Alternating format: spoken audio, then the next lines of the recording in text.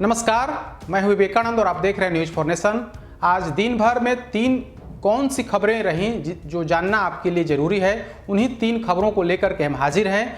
आज बिहार विधानमंडल का बजट सत्र आज से शुरुआत हुई है। राज्यपाल ने अपने अभिभाषण में सरकार की उपलब्धियों को गिनाया है। दूसरी जो बड़ी खबर है कि बीजेपी विधायक के बयान के बाद बवाल मचा हुआ है। भाजपा नेतृत्व ने भी किनारा किया है और चेतावनी भी दी है। तीसरी खबर की हम बात करेंगे कि शराबबंदी कानून को लेकर एक बार फिर से सुप्रीम कोर्ट ने सवाल खड़े किए हैं और नीतीश सरकार से जवाब मांगा है।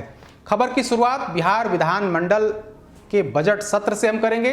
आज से 31 मार्च तक विधानमंडल का बजट सत्र की आज से शुरुआत हुई है। पहले दिन राज्यपाल के अभिभाषण से सदन की कार्यवाही शुरू हुई। सबसे पहले राज्यपाल ने बिहार विधानसभा और विधान परिषद के सभी सदस्यों की संयुक्त बैठक में सरकार की उपलब्धियों को गिनाया। राज्यपाल फागू चौहान करीब 40 मिनट तक सरकार की महत्वपूर्ण योजनाओं के बारे में बिहार वासियों को बताया। उन्होंने कहा कि सरकार न्याय के साथ विकास के पथ पर अग्रसर है। हर क्षेत्रों में काम किया गया है और आगे क्या कुछ किया जाना है इसके बारे में भी उन्होंने बताया। उन्होंने कहा कि न सिर्फ भ्रष्टाचार पर चोट किया जा रहा है बल्कि न्याय के साथ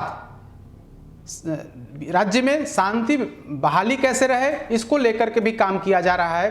तमाम जो नीतीश सरकार की जो तमाम योजनाएं हैं उनके बारे में भी, उन तमाम योजनाओं के बारे में भी विस्तार से बताया। राज्यपाल ने कहा कि हर जगह 7 निश्चय योजना का बाकायदा उन्होंने उल्लेख किया। शिक्षा, स्वास्थ्य से लेकर के कानून व्यवस्था, इन तमाम बातों का जिक्र किया और कहा कि सरकार न सिर्फ गरीबों को बल्कि हर तबके के उत्थान की कोशिश कर रही है और इसमें सफलता भी मिली है।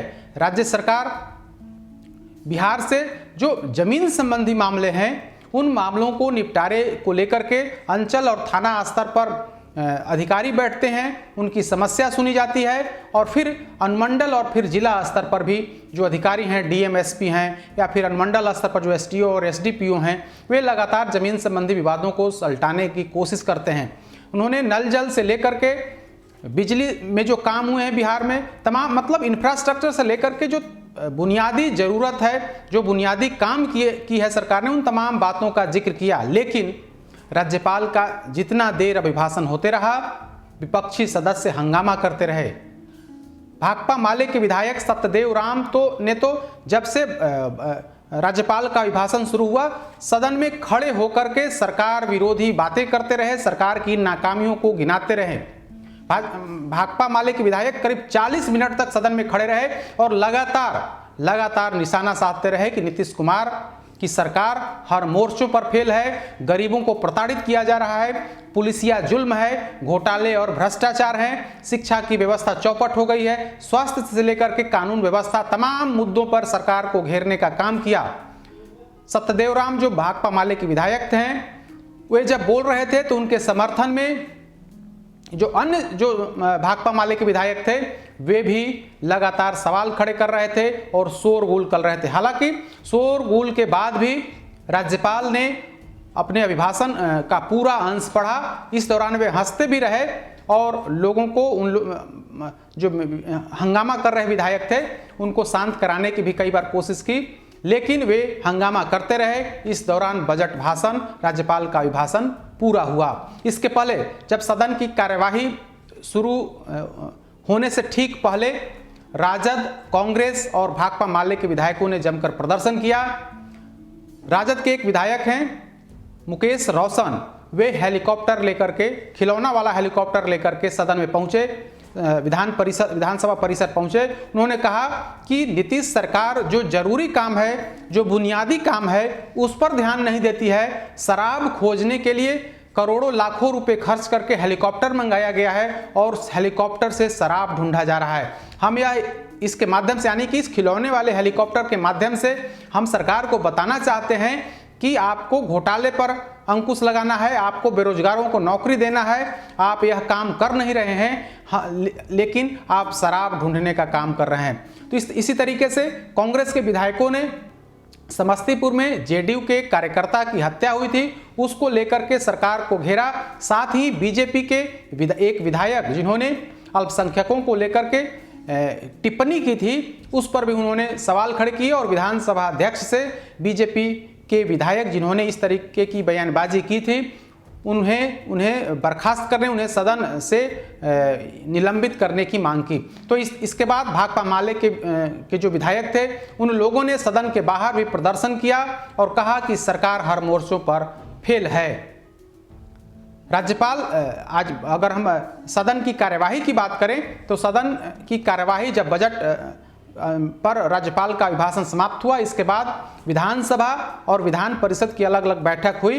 विधानसभा में आज आर्थिक सर्वेक्षण पेश किया गया। साथ ही एक जिस तरीके से अब मेयर और उप मेयर का जो चुनाव सीधे तौर पर होना है, उसको लेकर के जो विधेयक था उस विधेयक को सदन में पेश किया गया है। उसके बाद आर्थिक सर्वेक्षण, तारकिशोर प्रसाद जो डिप्टी सीएम सह वित्त मंत्री हैं, उनकी तरफ से आर्थिक सर्वेक्षण पेश किया गया, जिसमें बताया गया कि सरकार पहले और अब में क्या स्थिति है। सरकार हर मोर्चों पर, हर क्षेत्र में, उन्होंने 13 सेक्टर गिनाया कि इन 13 सेक्टर में सरकार ने बेहतर काम किए हैं और इसका रिजल्ट भी साफ तौर पर दिखा है।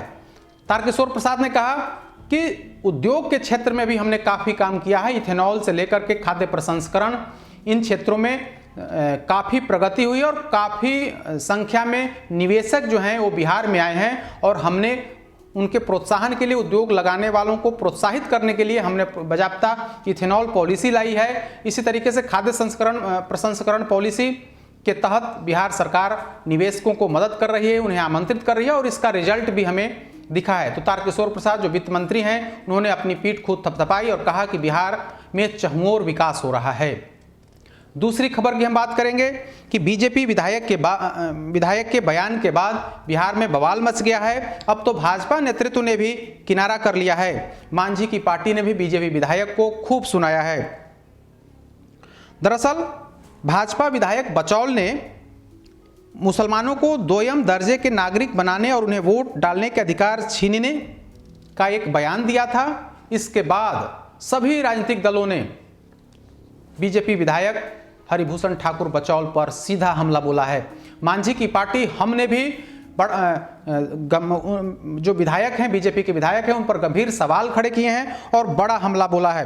हिंदुस्तानी अवाम मोर्चा के प्रवक्ता दानिश रिजवान ने इस पर गहरी आपत्ति जताई है। उन्होंने कहा कि भाजपा विधायक हरिभूषण ठाकुर बचौल अक्सर इस तरीके का बयान देकर समाज में हिंदू मुसलमान में वैमनस्य पैदा करने की कोशिश करते हैं। उन्होंने चेतावनी दी और कहा कि हिम्मत है तो मुसलमानों को दोयम दर्जे का नागरिक बनकर दिखाएं।